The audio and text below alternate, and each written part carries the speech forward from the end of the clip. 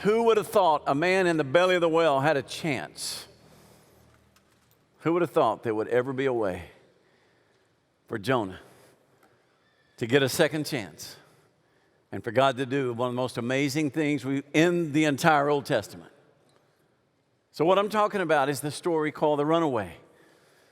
His name is Jonah. And the book that bears his name is his story. And if you have a Bible, if you have a way to find it, if you've got a phone or a tablet, just go to it. It's one of what's called the minor prophets. Doesn't mean it's minor in importance, just not as long as the others. And so what I want you to think about, here's a guy who the Lord came to him and said, I want you to go and tell the Ninevites that I'm going to bring judgment against them if they don't turn to me. Now, that seems pretty simple. But the Ninevites were the Assyrians. It was the capital of Assyria. And they were really mean people. They were incredibly mean people. Some of the meanest that we have record of. And they were not nice to the Israelites. And so why would Jonah go? Why would he want to go? He didn't want to go. So what does he do? He gets on a ship and he's headed to the Spanish Riviera. He's out. And somewhere out in the middle of the Mediterranean, the Lord caused a wind to come against the ship. They began to be shaken. They threw cargo over. And they're trying to figure out, what are we going to do? And they were pagan sailors, so they began to call on their various gods. And finally, they found Jonah. He's down in the bottom of the ship. He's asleep.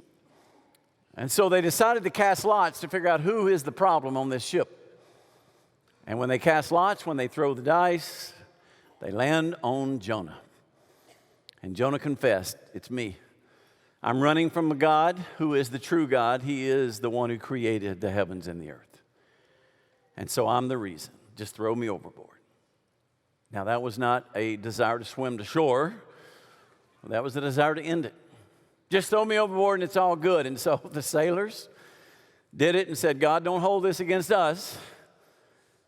But when he was thrown overboard, the Lord ordained and appointed a big fish, whale, we're just going to call it a whale. The Hebrew can go either way, to come up and swallow him. So now he's in the belly of a fish, somewhere in the Mediterranean. And for those of you worried about the whale, no whales were harmed in this story. Just thought I would throw that in for some of us. So he's in the middle of the Mediterranean in the belly of a whale. I would say it's pretty much over, right? Not with God.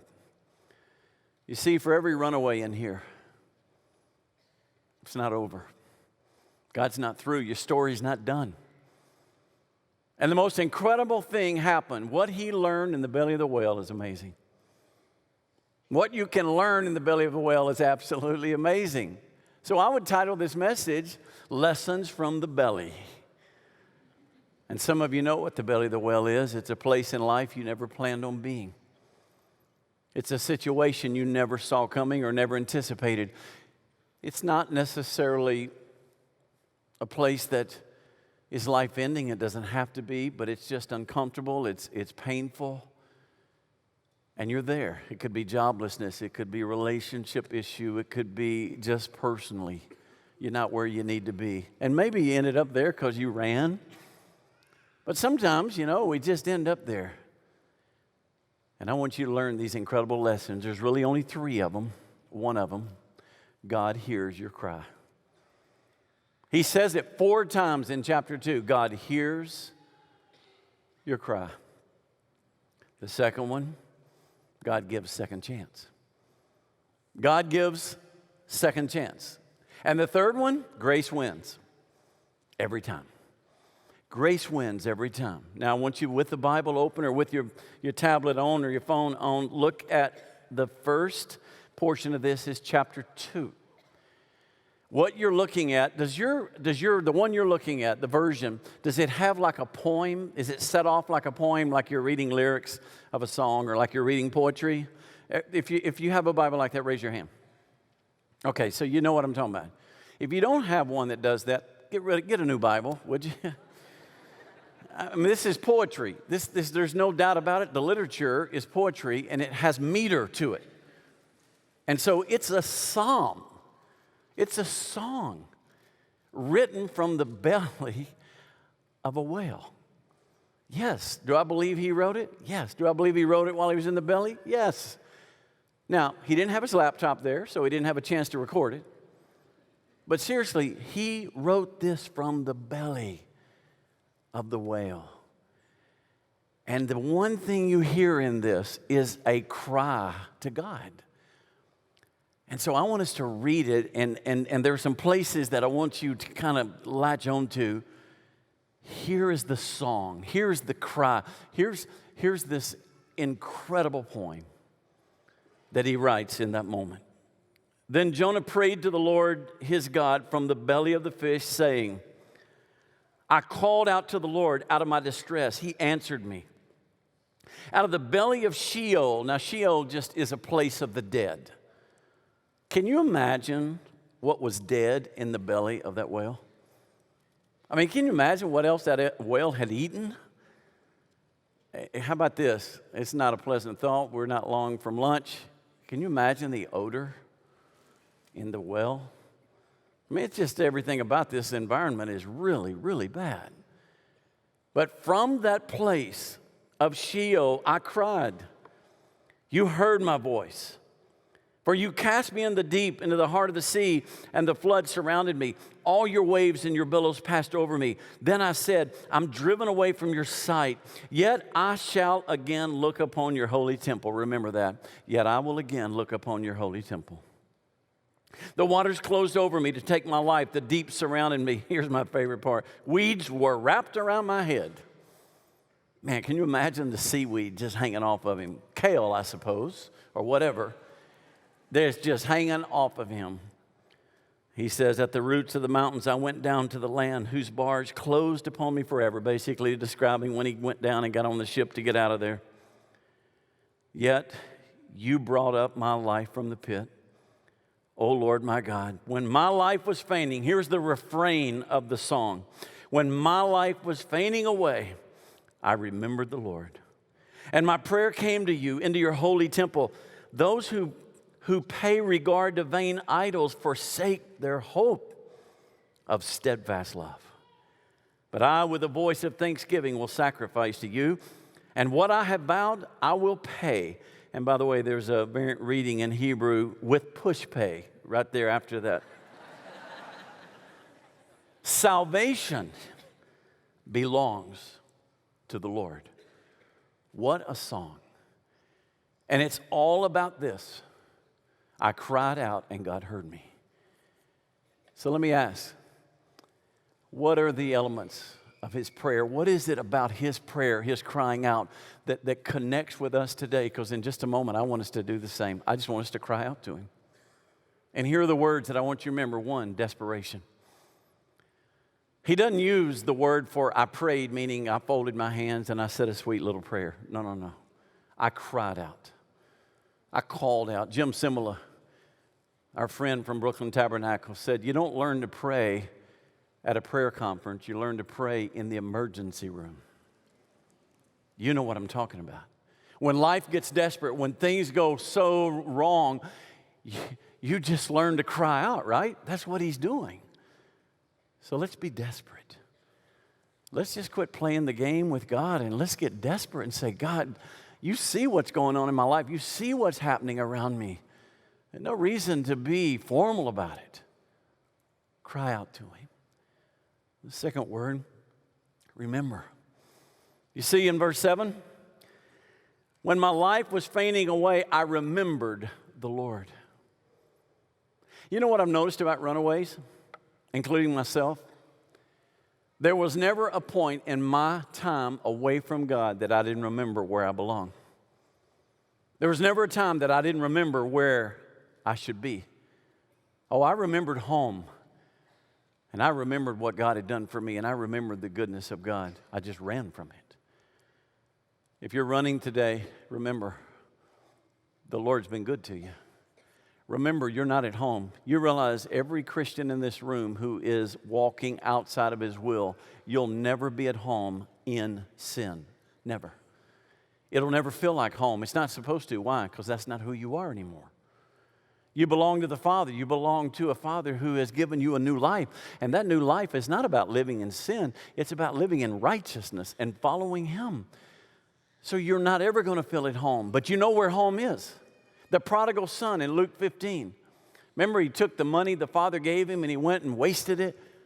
And he ended up running out of money, and he was in literally a pig's pen.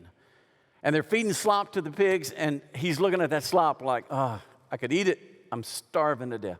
And then he remembered his father and how his father had hired servants, and they ate great food. He remembered his home. I pray as a runaway, you'll always remember home. You'll remember where you belong, and you'll remember there's a God waiting on you, a Father who loves you. Remember the Lord. And then the next thing, give thanks. You notice that verse right after that?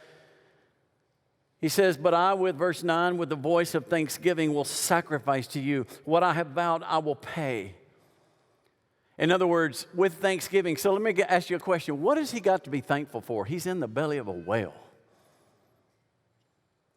A lot of times when you're in the middle of something like that, you're in the belly of a whale, you wonder, why should I be thankful? Look what's going on around me. You got life. You got breath. Hey, Jonah, you're in the belly of a whale and you're still living. I'd say you beat the odds on this one. Guys, we have a lot to be thankful for, even in the midst of the worst circumstances of our life. The way I tend to look at it, has God ever blessed you? Has God ever been good? Let me tell you what He did last night. He didn't sleep at all because He watched over you. He put air in your lungs this morning. He woke you up. He gave you breath. He made this day for you. This is the day the Lord has made. I will rejoice, and I'll be glad in it, the psalmist said. The way I often say it is, if the Lord never does anything else for me, He's already done enough in my life that I will thank Him the rest of my days. God has been good, right? Can we just thank Him? God, you have been good to us. You've blessed us. So no matter where I am, no matter what's going on, I'm going to thank the Lord because God's been good to me. And then the last thing, as you cry out to Him, cry out in hope. Cry out in hope. Look at verse 7 again. My prayer came to you in your holy temple. Verse 8, those who pay regard to vain idols forsake their hope of steadfast love. What's crazy about this moment with Jonah is all of a sudden he had hope. I told you when we first started reading, there was another one. I said, remember this, verse 4. He says, yet I shall again look upon your holy temple. How in the world does Jonah think he's ever going to see the temple again? He's in the belly of a whale. He doesn't know, but he has hope. He doesn't know how God's going to deliver him. He just knows he has hope. And the reason he has hope is what's called steadfast love. Back to that verse 8.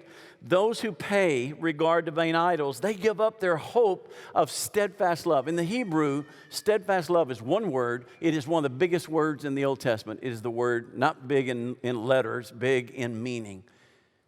It is the word hesed. It means covenant love. It means everlasting love. It means unconditional love. It means love you don't ever have to question. It'll always be there. In other words, God will never give up on you. God will love you always. His love is fierce, as the first song said today. That's what hesed is. And when you have that, you don't give up. You got hope. Now, you don't know how He's going to work it out. You're not sure how He's going to figure it out. But Jonah said, salvation belongs to the Lord. He just said, I don't know how He's going to do it, but God's going to save me. So who would have thought in a whale with hope that God would have ended this story the way He did? Who would have thought He would have delivered him this way? You're in the whale and you're thinking, now, how am I going to get out of here? God's got you covered. Let me tell you, this is a phenomenal verse in verse 10. And the Lord spoke to the fish, and it vomited Jonah out upon the dry land. I don't know what God said to make that fish sick. But He said something, and when He did, that fish threw up, and Jonah lands on a beach.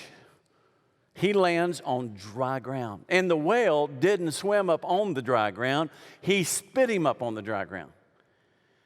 Now, how many people have had that happen to you?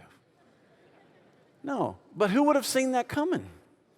Who would have thought that's how God would deliver? You see the beautiful point of this? God can do anything. He even caused a whale to throw up and you live. God can do anything. He will deliver you. Don't lose hope today. No matter what the circumstance is in your life, cry out to God because God can deliver you. He can do it. I promise He'll do it somehow. So I have a news clipping in one of my files.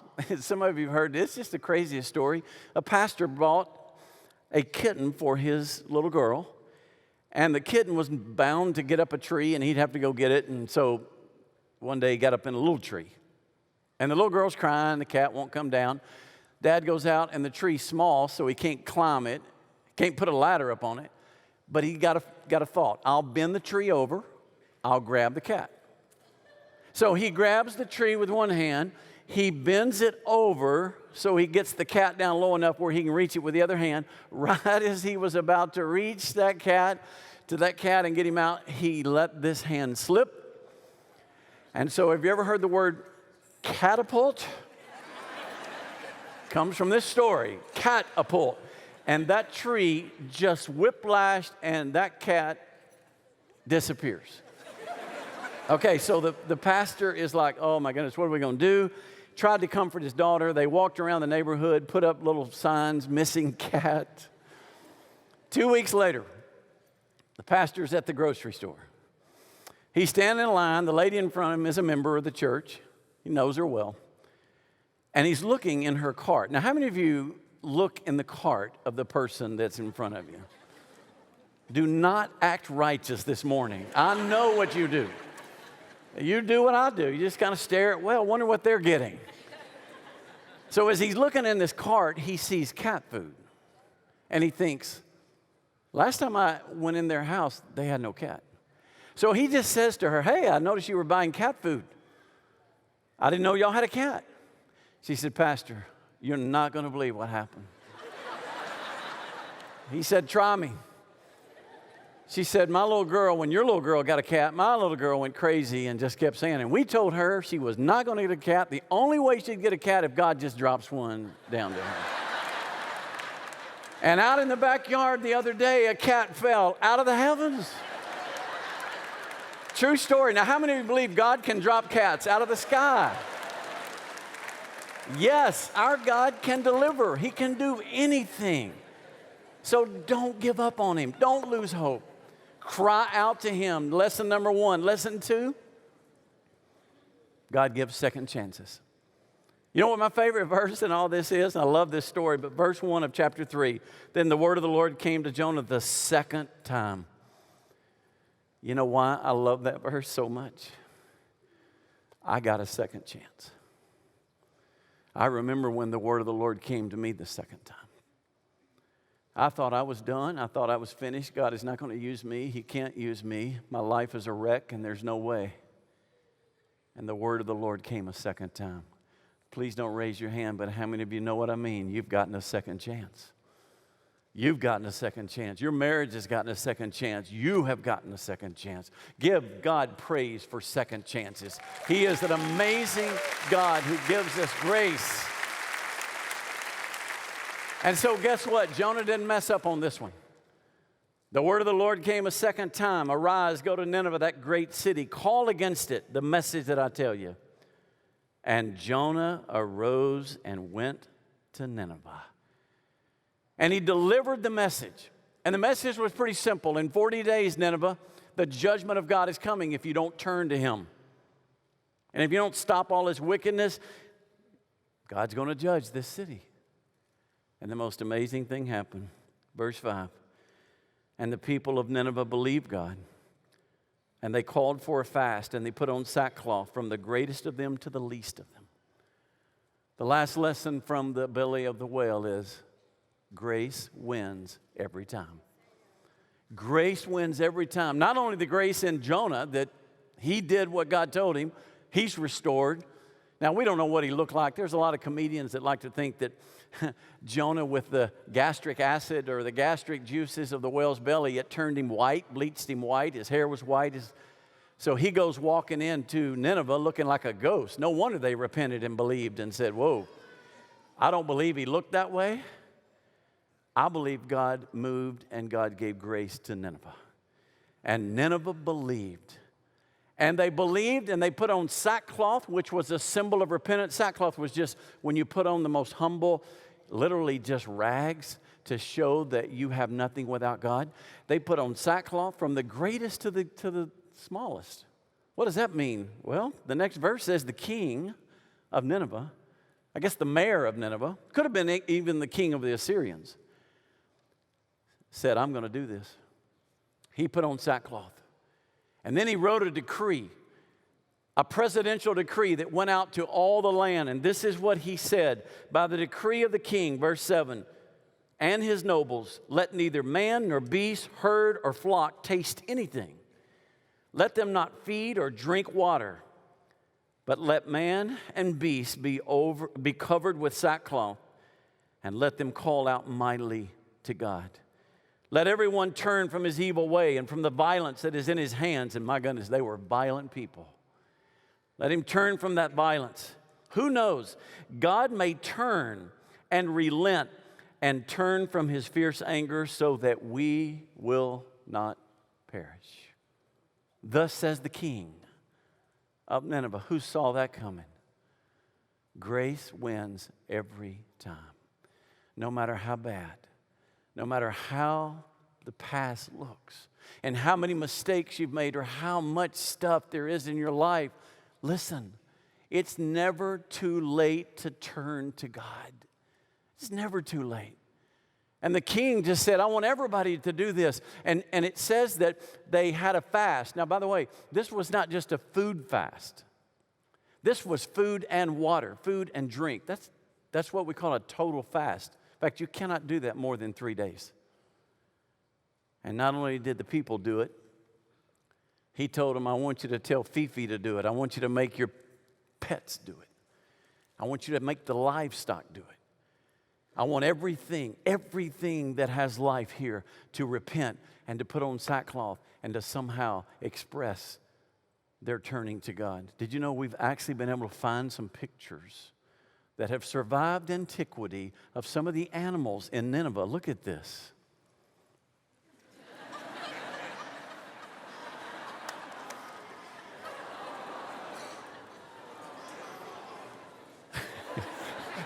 So if the animals can do it, so can we, right? Everything turns to God. Grace wins every time. And the end of this story is God saw what they did and how they turned from their evil way, and he relented of the disaster that he said he would do to them. In other words, he held back on the judgment because grace won. I believe today the only reason this country is where we are, the only reason the United States is free and blessed is because God has held back his judgment on us. He has been merciful. He's been gracious. So for today, it all started in the belly of a well. And it all started with a crying out to God. You see, I believe when you cry out to him, you have no idea what God's going to do. So why don't we do that today? Why don't we just cry out to him? Why don't you just come? If you're running, if you're in a place you would call the belly of the well, man, just cry out to him. Be desperate. Maybe you have somebody in your family or you know a good friend and they're running from God. Why not get desperate for them? So what I want us to do for these few moments is just to pray. You cry out in any way you want. There are kneelers here. The altar's open. I'm going to be down here. This is just how I believe God wants us to cry out, is to get serious and to say, God, this is not one of those little Sunday school prayers that we're very, we're taught to pray. This is a crying out, an absolute, I need you, God. I'm desperate for you, God. And maybe you're doing it for a friend, maybe it's for you. Either way, Father, in these moments, we're not going to act formal. We're going to act desperate. Because, God, we need you. We need you for us. We need you for our friends, our family, and for this country. So, God, today we will cry out. And we believe you will hear us. And you will give a second chance. And we believe your grace will win. In these moments, you do whatever you'd like to do. Just cry out to God.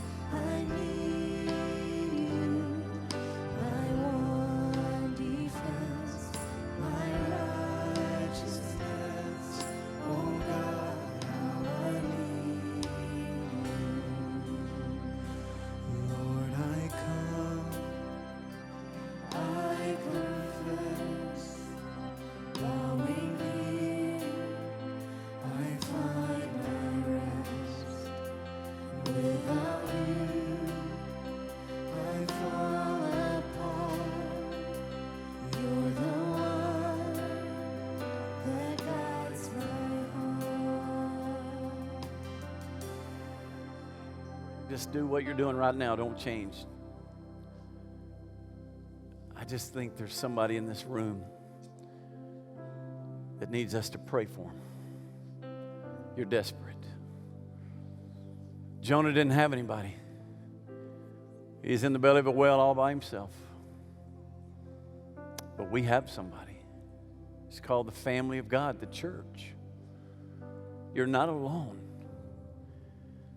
And especially today, if your running's over and you're ready to say, Lord, I'm not running anymore.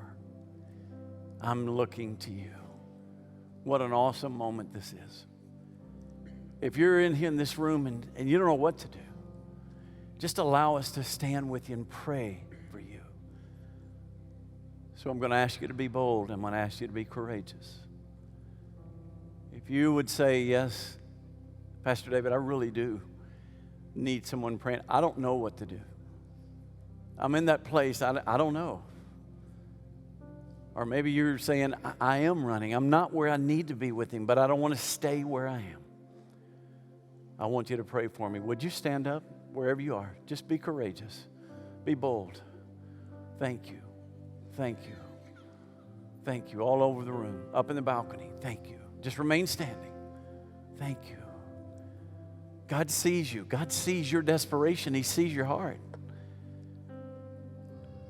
Now, as you're standing, I want you to learn one thing about us. We're not going to let you stand alone or walk alone. We're not going to let you go without people around you praying. So I want somebody near you to go and stand with you. Don't ask them any questions. That's between them and the Lord. Just go stand with them. Demonstrate you're not alone. I want to stand with you. Everyone needs somebody standing with them. If you're standing, we're going to find you. So the rest of us, look around. I see somebody way up in the balcony, up in the top. Somebody get up there. Thank you. Thank you. And just stand with them. You don't have to say a word. Make sure we have somebody standing with these guys right here. Anybody else? Just stand with them. God, I'm so thankful that this is a site that reminds us this is the church. This is the bride. We are in this together. We're not alone. Thankfully, we're not in the belly of the whale by ourselves. You have given us people to come alongside of us and to pray. So we're praying right now. Whatever it is that's going on in their life, God, give them a second chance today. God, give them the grace that wins and bring them victory.